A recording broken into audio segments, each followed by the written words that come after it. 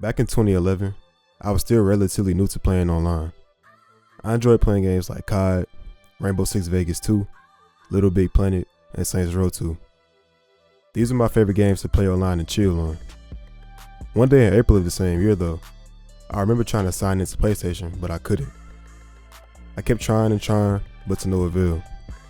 I don't know why or what gave me the idea, but I decided to look on the PlayStation forum to see if anyone else was having this trouble. I then found out that it wasn't just a problem with me, but for everybody, and that Sony had been hacked by a group named Anonymous.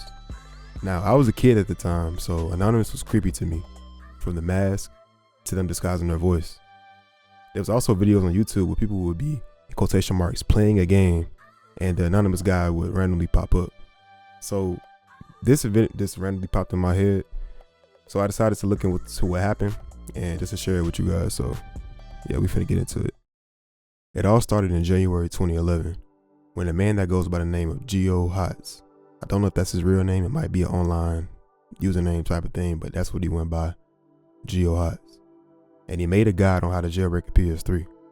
So a week later, Sony sued him for this guide, claiming him to be distributing jailbroken PS3s. And this event made Anonymous feel some type of way, because a few months later in April, they announced that they stand by Geo in the defense of free speech. And to show their support, they announced they wanted to begin an attack on Sony's websites.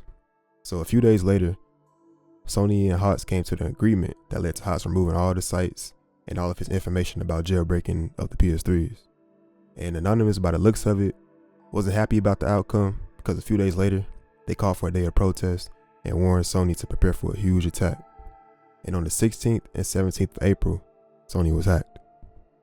The hackers stole 77 million PSN users' account details, 25 SOE users' account info, which is Sony Online Entertainment or something like that. It's the online services. And they also took $23,000 worth of European credit and debit card information. And Sony was quiet about this whole situation. They told the public like absolutely nothing. And PSN was shut down, and the reason they gave you on why it was down was because the server was undergoing maintenance. So now this whole time everyone was blaming Anonymous because they were the ones who first announced that Sony would be hacked. Now even though they did this, they said they weren't the ones responsible for the hack. A week later, Sony finally makes a statement telling everyone that they were hacked and that a lot of user information was stolen by the hackers. They also gave a reason on why it took them so long to reveal this information to the public.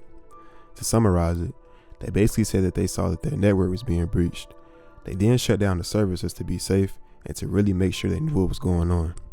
They got experts from outside of Sony to help them look into the issue and really understand what was going on. And when they finally understood, that's when they let the public know. Since they knew this information now, they decided to bring law enforcement and the technology security forum into the picture, because this attack on the company and the stealing of information from its customers was a crime. The chairman of Sony at the time told Congress investigators that they found a file in PSN with the name Anonymous and having their motto, "We are Legion." They also said that Anonymous made it easier for hackers to get through Sony security.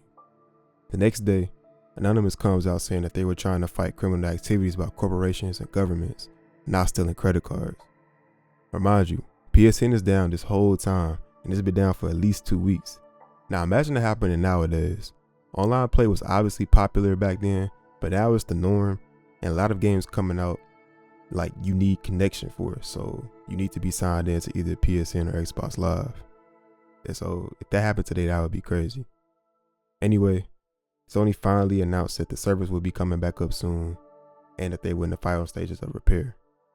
During this time, I would periodically check the forums to see what people were talking about and seeing a lot of people complain. And just because I wanted to know when it was coming back up too.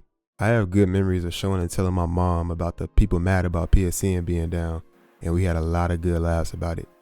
But yeah, this event made Sony take a major hit, and I'm pretty sure there had to be some people that completely switched over to Xbox because of this. On May 14, 2011, the online services gradually began to come back online from country to country, starting with North America, and by the next day, everything was back up. Now, this hack not only costed Sony their credibility and started the questioning of their services, but it also cost them a lot of money out their pocket, costing them $171 million.